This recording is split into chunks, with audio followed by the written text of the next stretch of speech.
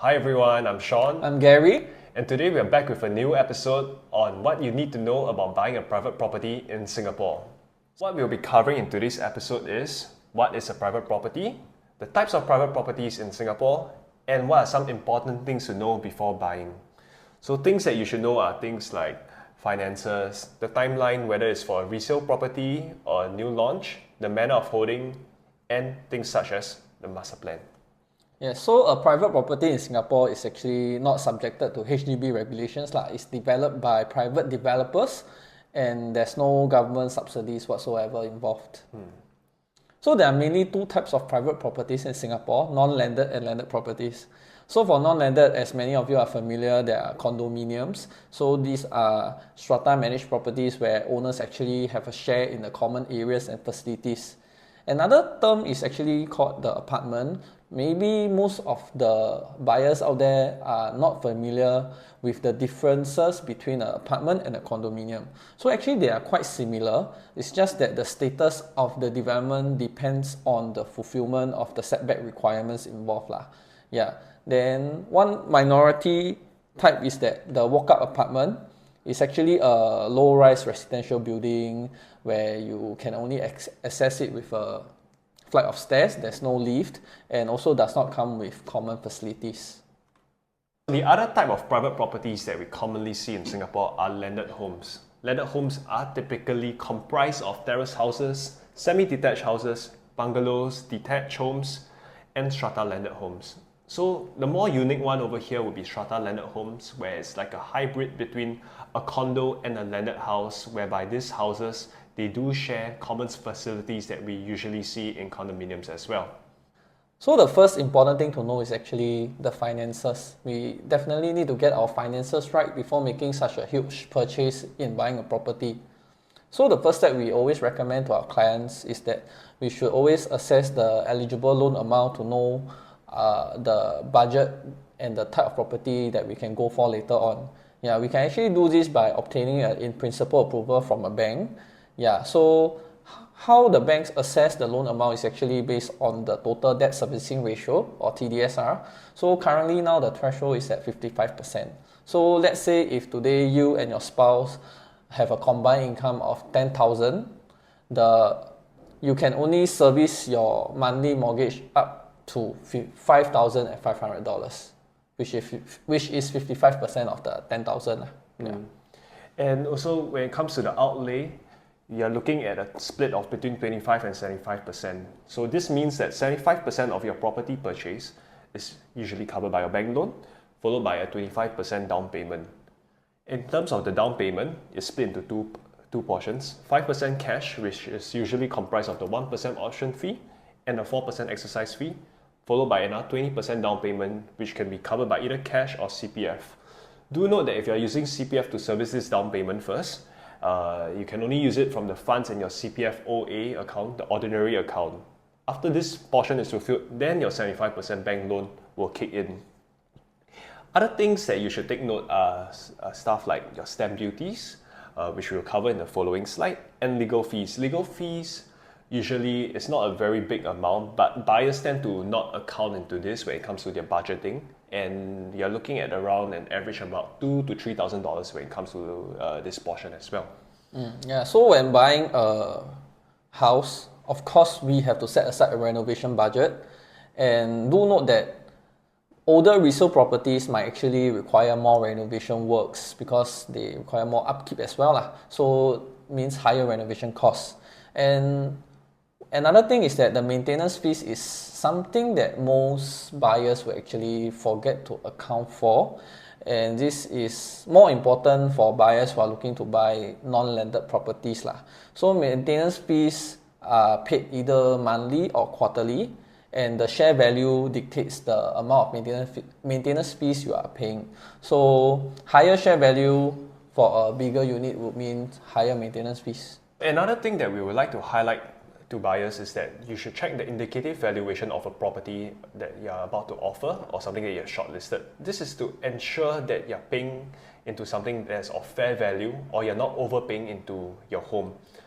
And if need be, you have to prepare for any cash over valuation if necessary as well.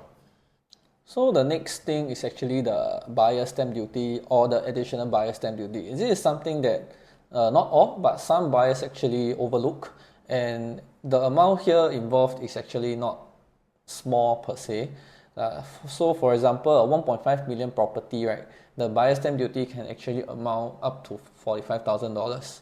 A $2 million properties, your buyer stamp duty will be at 70,000. Yeah, so we have also put up the table of the rates for buyer stamp duty and additional buyer stamp duty over here, so you can just take a look.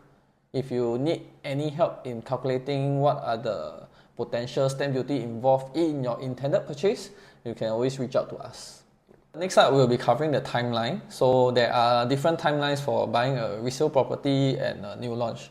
So for a resale timeline, right, of course the first step is to obtain an IPA, get to know how much loan you are eligible for, and then set a budget from there. And then you can go for viewing, shortlist certain units, and once you have locked in on a unit that you actually like and your offer is accepted, you will be required to pay an option fee. So option fee here usually is about 1%, but it's not fixed. It can vary depending on the situation. Yeah.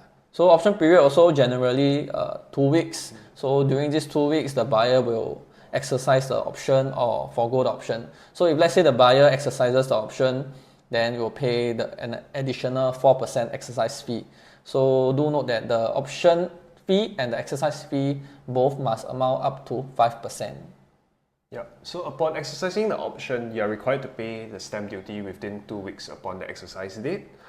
And the whole resale completion will take around 8 to 12 weeks after the exercise. So this, let's say if we were to average out, it's about 10 weeks or 2.5 months. This brings us then to the completion day, where you're required to pay the remainder down payment of 20% and the key collection itself on that day too. However, the thing is that some sellers, they require an extension of stay after the completion. This is because maybe the next place is not ready in terms of renovation, or they have not found another place yet. Standard extension could be around 1 to 3 months, really depends. But of course, this has to be negotiated beforehand at the offer stage itself. So when it comes to the timeline of a new launch, first, we will recommend our buyers to first to obtain an IPA from a bank, after which, you can go for viewings at the show flat. And if you like what you see, you can submit an expression of interest. And usually this is done by placing a check. The check will then be part of the balloting, where on the balloting day itself, a queue number will be generated, and this would dictate on the queue number that you get to choose on the booking day. On the booking day, if you decide to go ahead to book a unit, you'll be required to have a 5% down payment to select your unit of choice, and this is followed by receiving an S&P agreement at your appointed law firm 2 weeks later.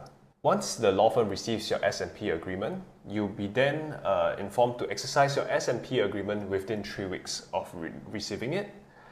And 2 weeks after exercising the S&P agreement, you'll be required to pay your stamp duty as mentioned earlier, followed by the 15% down payment of the unit. So all in all, this takes about 8 weeks from the booking day itself. For the second part of the new launch timeline, this is where the progressive payment part actually kicks in.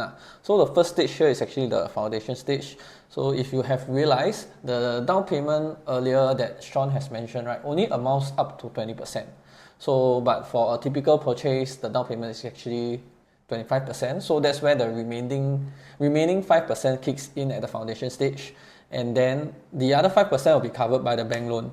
So as the construction progresses, it will have certain milestones that the developer will hit and then calls for payment. That's when your bank loan will also get disbursed in stages according to the milestones we have shared here.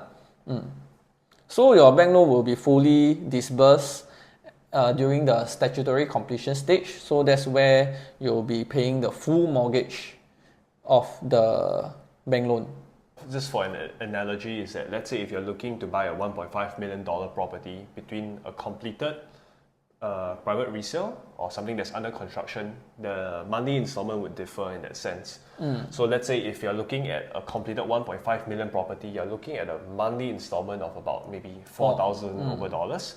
But if you're looking at something that's just only past the foundation stage, you're only looking at about $400 to $500, there. or could be even lesser in terms of monthly installments. Next thing is about the ownership. How the owners actually want to hold the unit. Yeah. So the first thing here is actually joint tenancy. So joint tenancy means that both owners have equal ownership share, and the right of survivorship actually applies in this case. So what does right of survivorship means?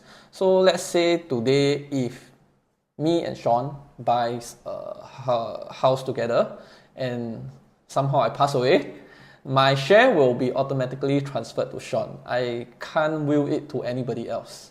Yeah. And when it comes to tenancy in common, it goes under distinct shares. So that means, let's say if there's two owners, let's say me and Gary, we can decide and dictate how much of the manner of holding we want to hold. Let's say Gary holds 80%, I hold 20%, and we can sell, transfer, or will away our shares independently. And this will not affect the other person, as their shares will still be untouched. So this also paves the way for decoupling. You've probably heard of how some owners, they do maybe a 99-1% kind of manner of holding, 80-20, whereby next time one of the owner can buy over the other person's shares.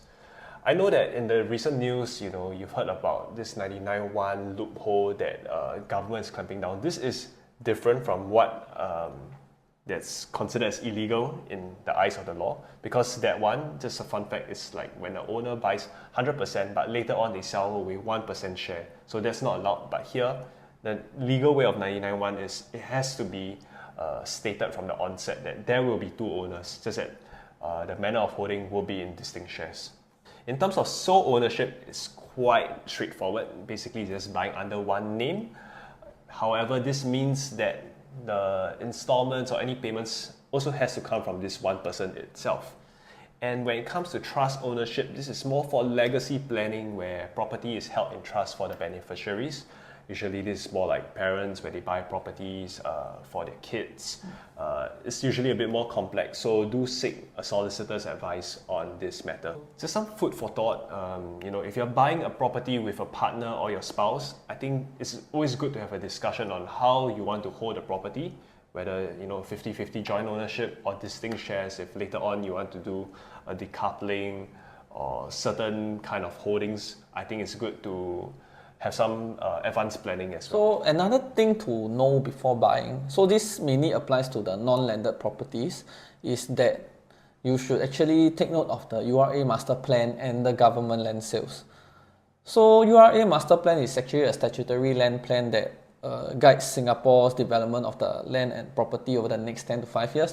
Government land sales is whereby the government identifies land parcels that are suitable for development and then releases them for sale to private developers through tender.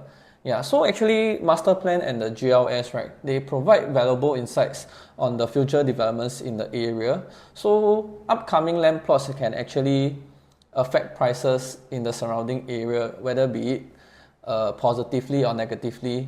It's dependent on the upcoming land plots, what kind of zoning it is. So what Gary and I have covered today are important things that you should know when it comes to buying a private residential property in Singapore.